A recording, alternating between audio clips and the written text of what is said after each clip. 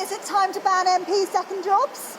For 2 weeks, ministers have been defending the principle of MPs' second jobs. Shouldn't MPs be banned from having second jobs? All ministers have now found themselves being probed over the second jobs of Owen Paterson and Geoffrey Cox. Nothing to say about Tory Sleaze? But with Labour about to pounce with their own plans, the government saying nothing on second jobs was no longer an option. Boris Johnson's only public engagement, improving relations with his Greek counterpart, while also writing a letter to the Speaker of the House of Commons, angering some on his own side.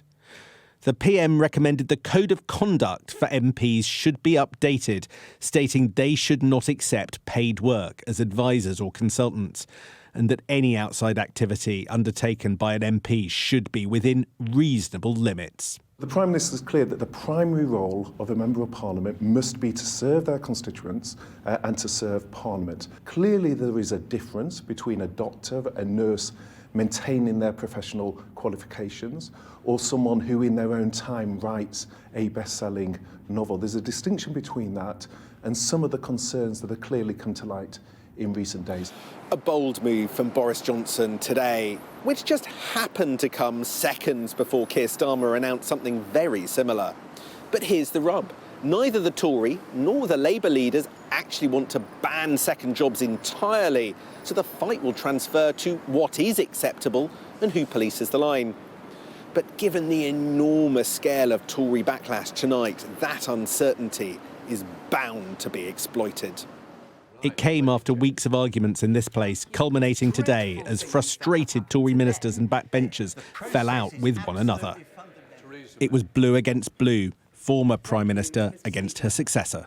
Owen Paterson broke the rules on paid advocacy. And the attempt by right honourable and honourable members of this House, aided and abetted by the government, under cover of reform of the process, effectively to clear his name, was misplaced, ill-judged and just plain wrong.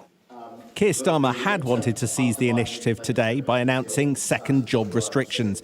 When the PM beat him to it by a matter of seconds, he claimed victory. We've had 2 weeks of Tory sleaze and corruption, and be under no illusion, the Prime Minister's only done this because his back was against the wall, because we, the Labour Party, had put down a binding vote for tomorrow. So this is a significant victory for the Labour Party.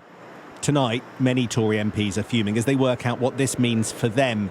More changes means more debates, so this isn't going away. Sam Coates, Sky News.